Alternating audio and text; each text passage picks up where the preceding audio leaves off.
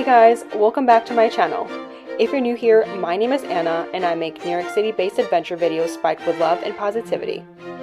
In addition to my Spanish series videos about Barcelona, Valencia, and Madrid, I made this extra video about the palace because there is so much to see here.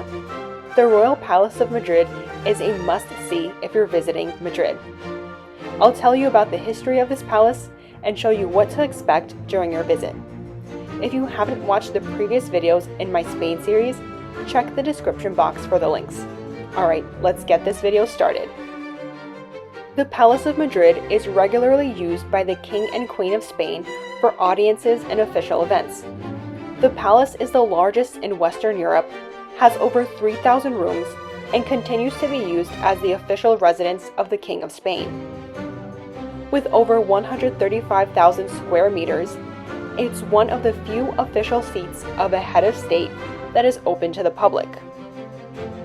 Almost 2 million visitors come every year to discover its incredible rooms, works of art, and magnificent spaces. The changing of the guard happens on Wednesdays and Saturdays, weather permitting. Check the schedule online, as the palace may be closed on certain days for official events. Across from the Royal Palace is the Almudena Cathedral. In 2004, King Felipe and Queen Letizia of Spain were married here. It was the first royal wedding to take place in the cathedral. Between the Royal Palace and Almudena Cathedral is an observation deck which offers stunning views of Campo del Moro Park. These are the Royal Palace's gardens, created by Philip II. You can visit the gardens free of charge every day from noon to 10 p.m. After passing through security, entry into the palace is confusing since there isn't clear signage about where visitors should go to begin their self-guided tour. Keep walking forward and ask one of the employees for directions if you're lost. The tour of the palace starts at the main entrance. There are 5 doors on the facade of the palace. 2 on the sides allow vehicles to enter, while 3 central ones lead to the main vestibule, where the carriages leave their occupants at the foot of the main staircase. Imagine being an invited guest at the palace, stepping out of your vehicle. Here, you'll see the statue of Charles III as a Roman general. In 1760, the staircase as we see it today was built. It has over 70 steps, so you'll really be getting your cardio in right at the beginning of the tour. The lions, the 4 large vases of white Carrara marble, and the frescoes on the vault are all decorative elements in this space. Napoleon himself was highly impressed by this site. Originally home to the kings of Spain from Charles III to Alfonso XIII, Madrid's royal palace dates back to the 18th century. It actually sits on the site of the old Alcazar of Madrid, which was a medieval fortress. It was converted into a palace which was made the official residence of the kings of Spain in 1561. Unfortunately, the Alcazar was destroyed by a fire in 1734. The current building is made of vaults with no wood in the structure, so that another fire would not ruin the palace. Construction was completed in 1751, although the sculptural decoration continued a few years after.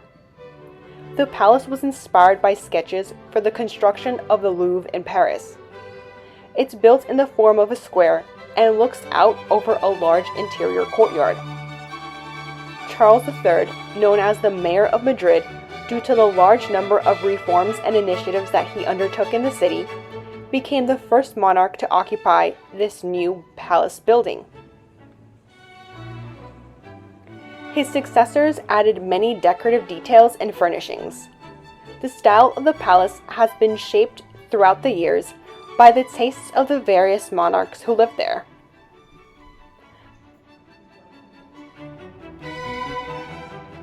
Gasparini's Hall is representative of Charles III's taste. Its grand 18th century decoration on a floral theme is devoted to the Rococo Italian style. Pieces of French furniture and chandeliers in bronze and crystal can be seen. This chamber was the room where the king dressed and received private audiences. But you may ask, why is this room called Gasparini's Hall? It was named after the Italian artist who created it. There were numerous Italian craftsmen and German cabinet makers who made this hall.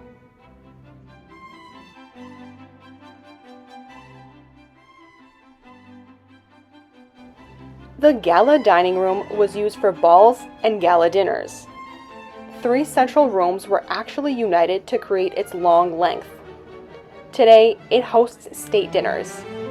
A maximum of 140 Parisian chairs can fit around the table.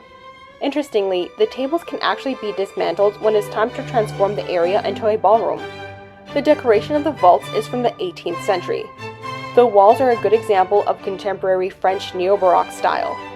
The columns are made of Bagnéres marble, and most of the bronze ornamentation was made in Paris. The 3 rooms which were connected, and the 3 adjacent ones formed the Queen's Room during the reign of Charles III, but they were never occupied by his wife. Unfortunately, she died before the palace was in livable condition. Alfonso XII was the one who wanted to provide the palace with a large hall where banquets and gala balls could be held with more than 100 guests. The work was completed in 1885.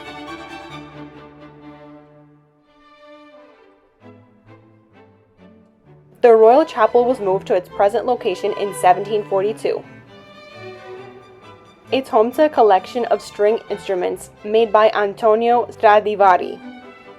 The entire court had its assigned place, and the public was only allowed to occupy this section of the entrance, or antechapel. The chapel had a select group of musicians and voices. The organ itself is unique because it has survived the 19th century reforms.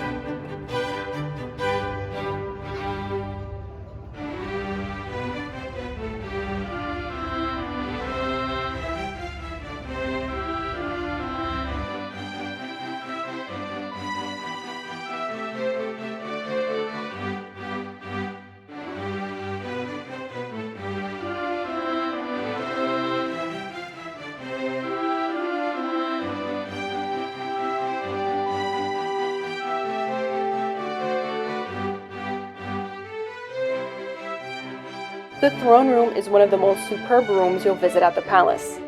It's also devoted to the Rococo style. It's called the King's Room, the Room of the Kingdoms, or the Room of the Ambassadors. It was completely finished in 1772, and this is where the sovereign received all of his ceremonial audiences. The body of the deceased king was also displayed in this room. Overall, if you're only in Madrid for a few days, I recommend you visit the Royal Palace.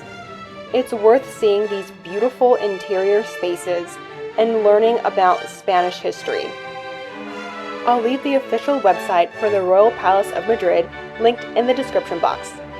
There you can buy tickets and check the schedule. Thank you so much for watching this week's video. I really hope you enjoyed it. If you did, please leave a like, subscribe to my channel for more international trips and New York City-based videos. Comment below about your favorite room at the palace, and turn on that notification bell so you don't miss my videos when they go out on Thursday evenings. In the meantime, let's keep in touch on Instagram at Miss Anna Adventures. I look forward to hearing from you and seeing you in next week's video. Take care. Bye.